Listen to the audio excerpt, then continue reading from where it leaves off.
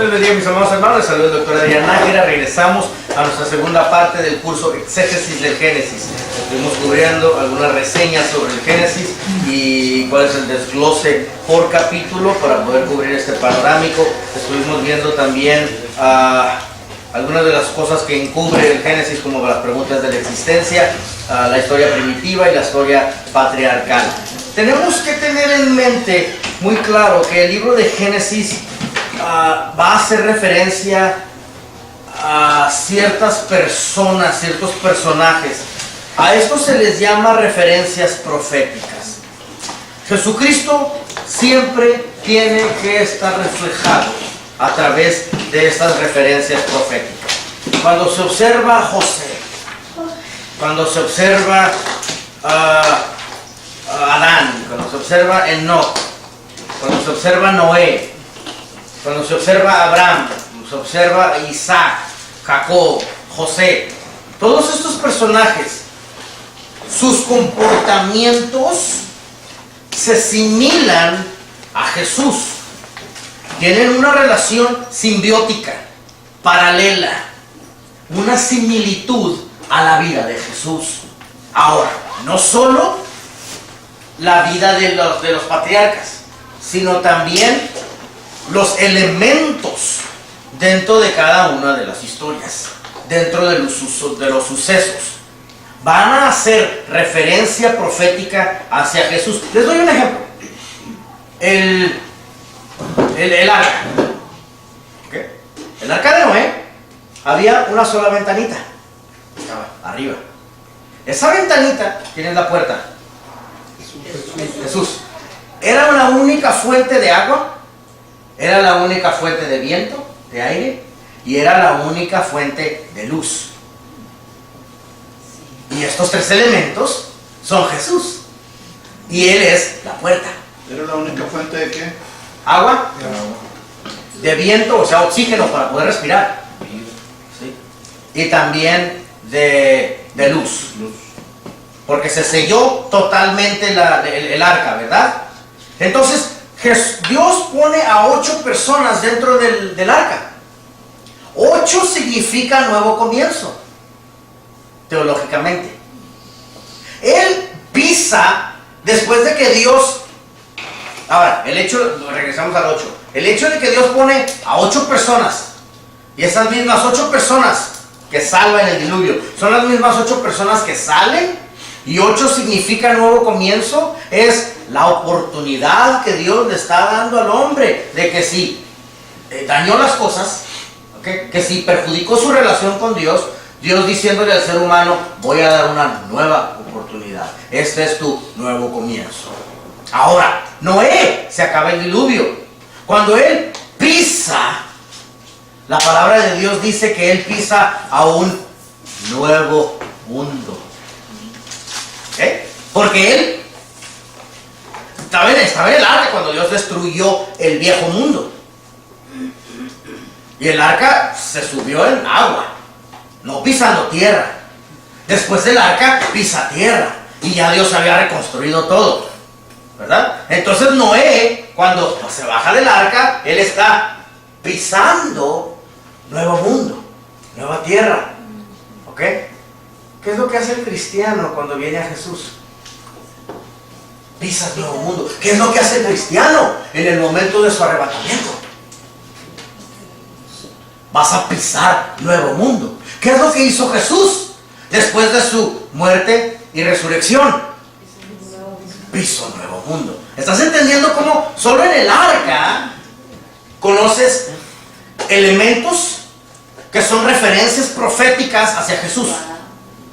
Ahora, estos patriarcas, 7 patriarcas del Génesis, tienen su significado en sus vidas, pero también del Génesis aprendemos los elementos que cada uno de ellos vivieron. Vamos a hablar de esos elementos, ¿okay?, de los patriarcas destacados en el libro de Génesis y sus significados. ¿Listos? Adán. ¿Qué significa Adán? Adán significa lecciones de vida y muerte. ¿Ok? Es una figura de Cristo. Es una figura de Cristo en que, miren mis hermanos por favor, se contrasta con Cristo. Porque Adán viene siendo la cabeza de la raza humana. ¿Muy bien? Y la raza humana murió por su pecado. Ok, ahora, ¿te acuerdan que estuvimos poniendo la palabra vida anteriormente? Realmente no murió. Oye, la paga del pecado es muerte. ¿Qué significa eso? Pues no va a quitar la vida. Dijimos que la vida entonces era luz.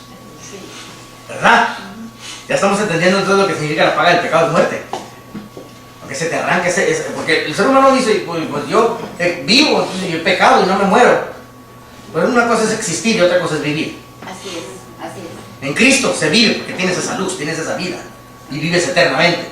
El otro nada más existe, que es una gran diferencia una cosa con la otra. Entonces Adán se contrasta con el hecho de que Adán es la cabeza de la raza humana, en contraste con Cristo, que Cristo es la cabeza viviente. Adán es la cabeza de la raza humana, fue reclamado por la muerte. Fue reclamado por la muerte en el hecho de que la vida que él traía, esa vida de autoridad que Dios le había dado para poder dominar sus 4 esferas, que es cielo, tierra, mar y todo lo que está debajo del mar. Se le había quitado esta luz de autoridad. Se contrasta con Cristo, que es la cabeza viviente. Entonces Adán nos da lecciones de vida y lecciones de muerte. Enoc nos enseña caminar y traslado. Enoc fue una persona que caminó con Dios. Enoc es un tipología de los santos que caminan con Dios en esta tierra, que están dispuestos a vivir una vida íntegra, en consagración, una vida separada, ¿ok? Pero que después de haber demostrado al Creador esa vida de separación, Dios está dispuesto a trasladarlos al cielo. Ese tipo del traslado de Enoc al cielo es en nosotros, ¿qué evento? Un arrebatamiento. El arrebatamiento. Exactamente. Entonces, Enoc significa caminar y traslado. Hebreos capítulo 11, versículo 5. Hebreos capítulo 11, versículo 5 es la referencia tipológica hacia el Nuevo Testamento que conecta la vida de Enoc con nuestro momento del arrebatamiento en la venida del Señor. Amén. Noé, dímelo cantando. O sea, hay una similitud entre el arrebatamiento de Enoc con el de Elías. Sí, obvio. Bueno, pero es diferente ahí. Es diferente. Porque cuando estás viendo el suceso, ¿okay? Cuando estás viendo el suceso en sí, simplemente lo observas desde un punto de vista panorámico. Sí. ¿Okay? Solo en el hecho de que es un arrebatamiento, no estás a meter en los detalles del carro de fuego y todas esas cuestiones. ¿Okay? El mismo arrebatamiento de Moisés, el mismo arrebatamiento de Enoc, es el mismo arrebatamiento de Jesús. ¿Sí? Noé ilustra 2 cosas también: obras y salvación. En Noé aprendemos una fuerte cultura de trabajo. En Noé aprendemos un ministro que trabaja. Me fascina juntarme con gente que tiene una fuerte cultura de trabajo. Me gusta juntarme con gente que le entra a la plomería, que sabe trabajar durante el día, que no tiene miedo de tomar una pared y vamos a hacer una puerta aquí. ¿Okay? ¿Por qué? Porque en Noé aprendemos esas obras. En Noé aprendemos esa persona que le gusta trabajar en lo secular. Porque Noé se arremangó las mangas y le entró a la carpintería. Entonces Noé nos da esa grande lección: obras, el hecho de que él estuvo dispuesto a trabajar. Pero la otra parte, salvación, es ese mundo nuevo del que estábamos hablando. Ahora, las obras de Noé fueron por fe. ¿Por qué por fe? Pues porque ¿cómo vas a seguir instrucciones de que ponte a hacer una arca ¿Ok? ¿Y por qué debo de creerte, Dios? Me debes de creer por fe. ¿O qué más? Está muy grande el arca. ¿Qué si terminó el arca y no hablaste? ¿Verdad? Entonces era por fe. Tus obras realmente fueron por fe. Y luego después tenemos la salvación. La salvación fue entrar al nuevo mundo. Y ese entrar al nuevo mundo es un tipo de aquellos creyentes salvados, ¿ok? Salvados de la tribulación, que seremos arrebatados cuando ya entremos al nuevo mundo y pisemos la gloria. Amén. Noé. ¿Qué significa Noé? Noé nos habla de la fe y también de la separación. El padre de la fe, Noé. Ahora, cuando lleguemos a aprender un poquito sobre la vida de Noé o Abraham. Abraham. Cuando lleguemos a aprender sobre la vida de Abraham, vamos a aprender que esta fe no le vino gratis. ¿Ok? Es como que cuando observas los sufrimientos de Abraham, te pones en sus zapatos y tú dirías, no, mejor me rajo. ¿Ok? O sea, sí, me vas a llamar padre de la fe, pero mira, golpe tras golpe, tras golpe, tras golpe. Porque no le vino gratis. Esto del padre de la fe le vino a un costo muy alto. Eso lo vamos a aprender más adelantito cuando hablemos de él. Y también separación. Ahora, esto de la separación es simplemente... ¿cómo lo podemos decir? Esto de la separación, porque como separación significa consagración, esto de la separación de Abraham es meramente hipotético, es meramente teórico, es meramente el ejemplo que Dios tenía a través de la vida de él. No que lo cumplió, porque la regó una y otra vez. ¿Verdad? Se puso a tener un montón de chiquillos con varias mujeres, se puso a mentir sobre su esposa. ¿Ok? Entonces, la regó, se puso a dudar de Dios. Así que sí nos muestra la vida de separación en el hecho de que podemos ver el punto de vista de Dios, las intenciones que Dios tenía hacia él. Pero no que lo cumplió, así que no fue buen ejemplo. Muy bien. Pero en Abraham sí podemos observar una vida de separación en las intenciones que Dios tenía para él. Muy bien. En el llamamiento que Dios tenía para las cosas que él debería de cumplir a través de su peregrinaje. ¿Sí? Isaac nos muestra principios de sumisión y perseverancia. Principios de sumisión y perseverancia. Isaac fue una persona sometida a su autoridad. Isaac sí llevó los sacrificios tal como sus padres se lo explicaron y le dieron por instrucción que él debía de vivir una vida obediente y consecuente. Entonces sí vivió los ejemplos de esa obediencia. Muy bien. Principios de sumisión y perseverancia. Dijimos que sumisión es el gobierno de Dios, ¿verdad? En otro curso explicamos que la sumisión voluntaria es el principio de la teocracia. Muy bien. Jacob nos ilustra disciplina y verdadera adoración. La disciplina de Jacob lo llevó a poder tener algo que se llama, anoten la palabra por favor, previsión. La previsión. La previsión te permite a ti poder adorar a Dios a pesar de la circunstancia que tú estás viviendo y estar agradando a Dios a través de ello, y Dios te cuida a través de la circunstancia. Vuelvo a repetir una vez más. La disciplina que tú vivas, como Jacob vivió una vida disciplinada, ¿okay? Asegurándose el sometimiento de Jacob, ¿okay?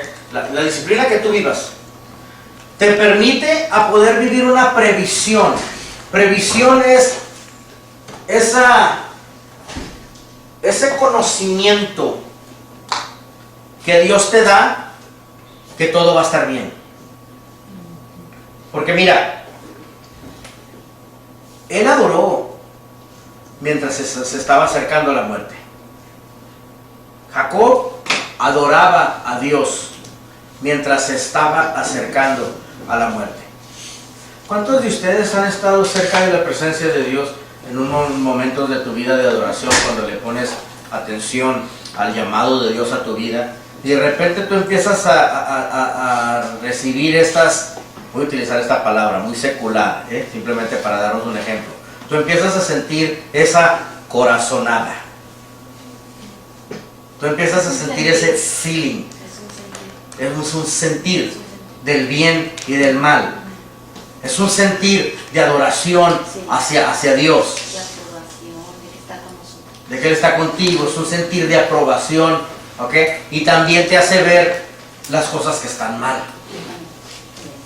¿Okay? Esa disciplina la vivió Jacob. A eso se le llama previsión. Es una previsión espiritual en donde tu disciplina te permite poder analizar que se pase por la circunstancia que se esté pasando, a pesar de lo que estés pasando, vas a adorar a Dios a través de tus actos, vas a adorar a Dios a través de tu vida en sí va a ser una adoración a Dios, puedes estar acercándote aún hasta la misma muerte, ¿verdad? En esos momentos, bendita enfermedad, pues fue el medio para acercarme a mi Dios una vez más. Bendita necesidad económica, pues fue el medio para acercarme a mi Dios. Bendito el problema matrimonial, pues fue el medio para acercarme a mi Dios. Bendita pérdida que pude haber experimentado, pues fue el medio para acercarme a mi Dios. Pero si te pierdes esa parte, pues entonces simplemente fue un golpe. Si te pierdes esa parte de la adoración hacia Dios, ¿ok? No existe disciplina en tu vida y no hay previsión. Muy bien, Jacob nos enseña eso de su vida. Su disciplina lo lleva a una previsión. José nos enseña sufrimiento y exaltación. La vida de José en el libro de Génesis nos lleva a temas muy importantes en esta vida. La historia de José es un precioso ejemplo de fe en todas las épocas. Muy bien, la vida de José significa sufrimiento y exaltación. Porque sí sufrió. Imagínate, fue vendido por sus propios hermanos. Y estuvo preso. ¿Ah? Estuvo preso. Estuvo preso. Exactamente, estuvo preso. Algo feo, ¿verdad? Pero no en cualquier cárcel, era una cisterna, ¿no? Que tenían... No. ¿No? Primero en la cisterna y luego en la cárcel. Oh. Ahora, ¿Qué? desde ese grado que estamos hablando, de estar preso y de caer hasta abajo y de haber sido vendido por sus hermanos, llegar a una exaltación de estar en el comando del gobierno. Mandas matar a una persona, mandas a hacerle lo que te dé la gana. No hay juicio para ti. ¿Ok? Por eso, la vida de José es para nosotros un ejemplo de cómo manejar la exaltación. ¿Ven? Cómo manejar el crecimiento. Yo lo digo de esta manera. Los diamantes del pectoral del sacerdote, miren mi puño por favor, cada piedra estaba de este tamaño. Yo pensé que eran chiquitos. No, cada piedra estaba del tamaño de mi puño. Hoy traemos un Rolex, ahí nos creemos la mamá de King Kong. La mamá de King Kong. Sí, así que sí me entienden el punto que estoy queriendo hacer. Entonces traemos de ahí un Rolex, cualquier reloj y nos creemos la gran cosa como ministro. El punto es manejar la exaltación al grado como José la manejó. Es algo especial. La vida de José es un ejemplo de exaltación para cualquier época. A él nunca se le subió a la cabeza. Él sabía muy bien cuál era su intención, para el cual él había sido creado. ¿Okay? Su padre le había instruido muy bien en el hecho de poder manejar esta exaltación que él iba a experimentar. Muy bien, vamos a ver algunas características especiales del Génesis antes de continuar adelante, antes de adentrarnos al Génesis en sí. Las características especiales del Génesis son las siguientes. Fue el primer libro escrito de la Biblia. con la posible excepción del libro de Job. El primer libro escrito en la Biblia, de la Biblia, con la posible excepción del libro de Job. ¿En qué año? Bueno, más bien, ¿en qué época? Fue escrita después de que sale Moisés de Egipto y antes de su muerte. Ahorita de cubrir estas características especiales, nos vamos a adentrar en qué documentos él utilizó para escribir el Génesis. Muy bien, y eso sí quiero que lo anoten, lo siguiente que voy a decir, lo de los documentos. ¿Ok? Segunda característica, la historia del Génesis comprende un periodo de tiempo más extenso que todo el resto de la Biblia. Por eso, pero de 6300, ¿de qué siglo se habla? ¿Comprende que? Hace 6380, ¿cuánto? Aproximadamente, es que como el tiempo va al revés, anótalo de esta manera: 1440 al año 1400 antes de Cristo. 1440 al año 1400 antes de Cristo. Tú dices, espérate, pero ¿cómo que vamos al revés? Sí, 1440 a 1400, porque el tiempo corría sí. regresivo, no progresivo. ¿Muy bien? Ok, de arriba para abajo. Entonces 1440 al año 1400 antes de Cristo. Ahí tenemos esos 40 años que anduvo en el desierto. Y también tenemos otro dilema, que no pudo haber sido 40 años calendarios. Y más adelante vamos a meternos en ese tema, ¿ok? Entonces la historia del Génesis comprende, dímelo. Eso. Cantando. No, está muy complejo para hablarlo ahorita. Vamos a meter. No, la historia del Génesis me quedé. La historia del Génesis comprende un periodo de tiempo más extenso que el resto de la Biblia. O sea, mira, el espacio del tiempo cubierto por los primeros dos capítulos del Génesis, capítulo 1 y 2, ¿ok? Es mucho más largo que lo que se ocupa todo el resto de la Biblia.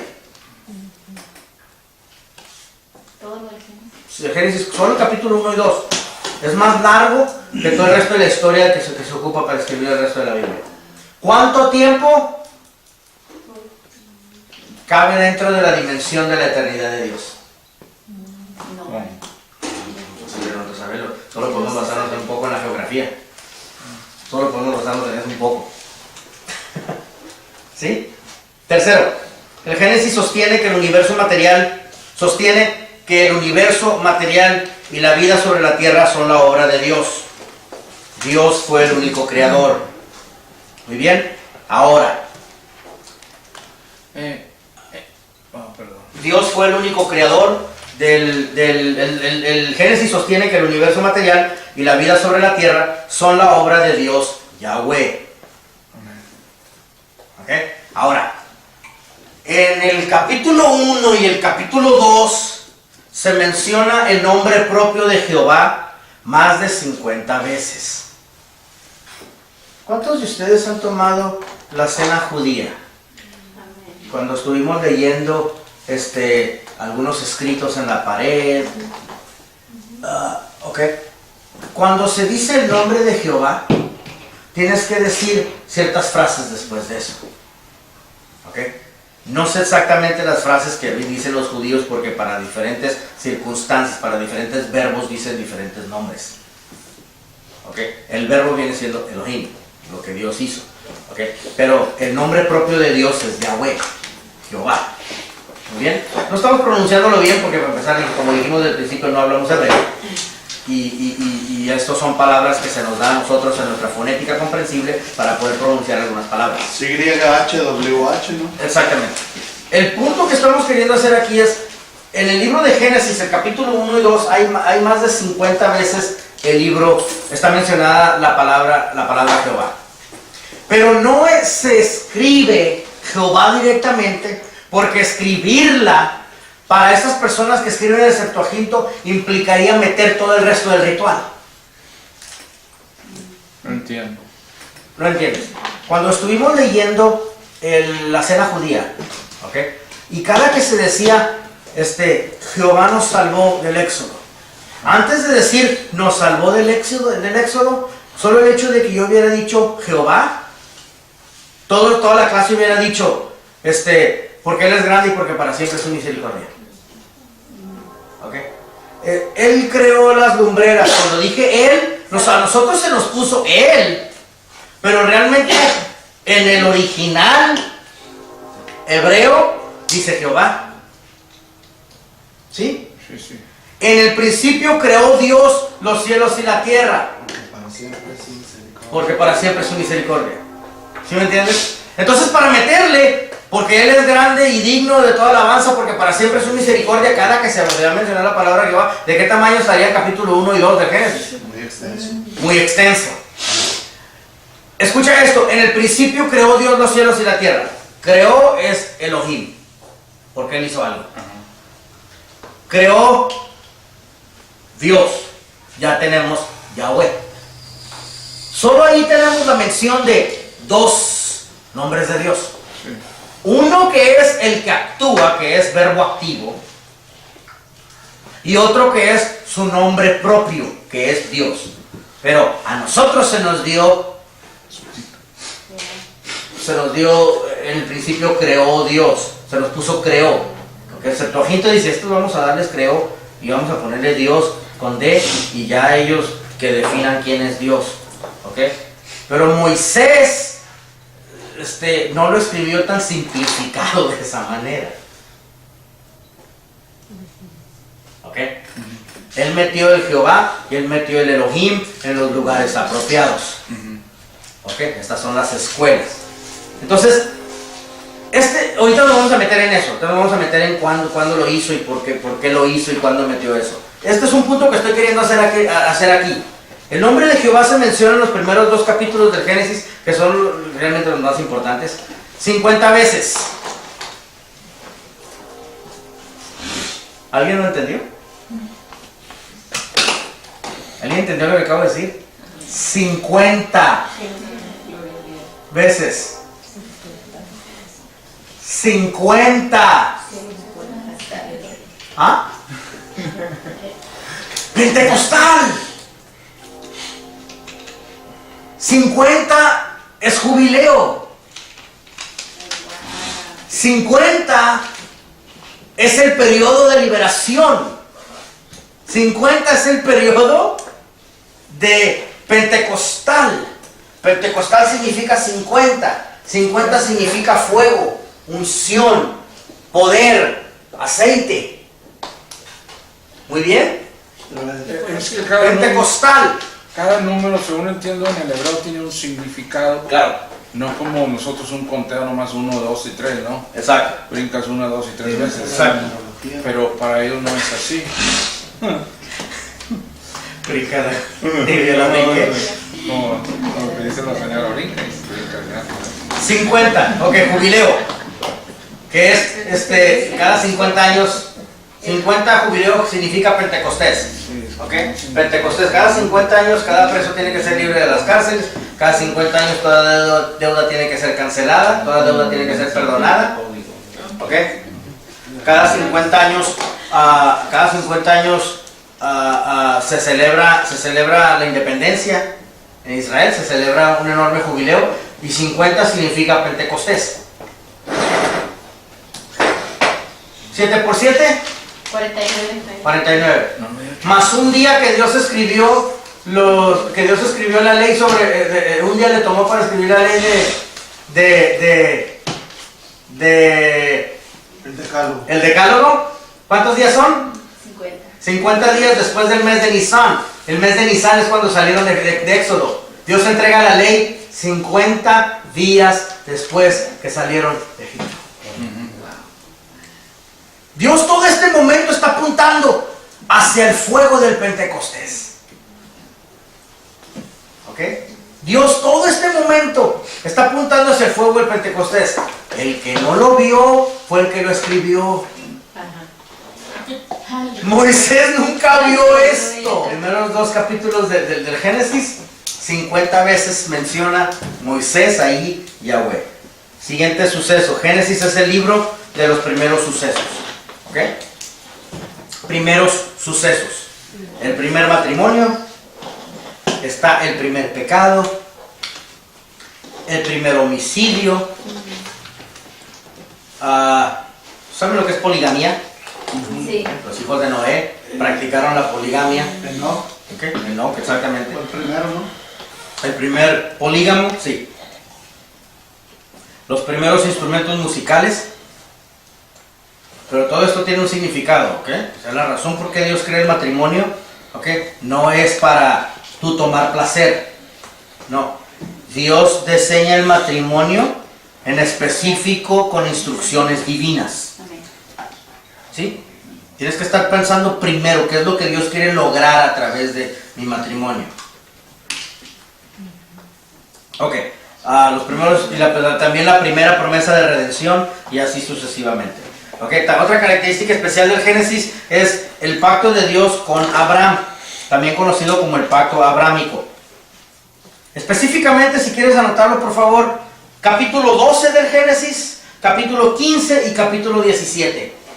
En el capítulo 12, él menciona cuál va a ser el pacto con Moisés. En el capítulo 15, él lo confirma.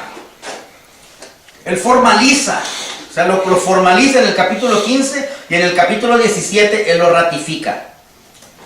Porque ese pacto abrámico es la base para la mayoría de las doctrinas nuevotestamentarias. Las doctrinas nuevotestamentarias, las cuales tú las conoces como, lo repito otra vez, la martiología, la doctrina del pecado, ¿okay? La soteriología, la doctrina de la salvación, ¿okay? La antropología, la creación del hombre, ¿okay? La eclesiología, la creación del organigrama de la iglesia, ¿okay? Fe, arrepentimiento, justificación, ¿okay? Gracia, amor, todas estas doctrinas nuevotestamentarias tienen su fundamento, encuentran su fundamento en el pacto abrámico. Y el último punto de característica especial, y después de eso tomemos un receso, el Génesis explica el origen de las 12 tribus. El Génesis explica el origen de las 12 tribus de Israel. ¿Qué significan las 12 tribus para nosotros? Anótenlo por favor.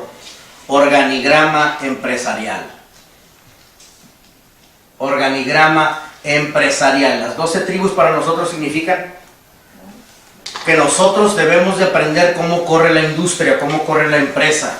Cuando aprendas a correr la iglesia como una empresa masiva, especialmente la empresa de Dios, ¿ok? Pero queremos correr las finanzas de la iglesia de acuerdo a como corremos nuestras finanzas quebradas de la casa. Y como tenemos muy mala educación económica y queremos correr las finanzas de la iglesia de esa manera, pues tenemos un ministerio también quebrado. Cuando realmente en Dios tenemos el organigrama empresarial de cómo se organigrama empresarial. En el Génesis aprendes el origen de las 12 tribus y se te documenta cómo es de que se va a correr la organización de la iglesia. Mis amados hermanos, soy el doctor Adrián Nájera, Universidad Teológica Day Spring. Regresamos después de este receso para entrar directamente ya. Vamos a entrar a lo que viene siendo el Génesis en sí y vamos a empezar a desglosarlo en delante. Pueden comunicarse con ustedes al número que tienen en pantalla, 469-628-9291, o también pueden comunicarse con nosotros a través de la página web que tienen ustedes ahí en pantalla, www.dayspringuniversity.com. Dios les bendiga, .org. Regresamos después de estos minutitos. Hay que mandarle unos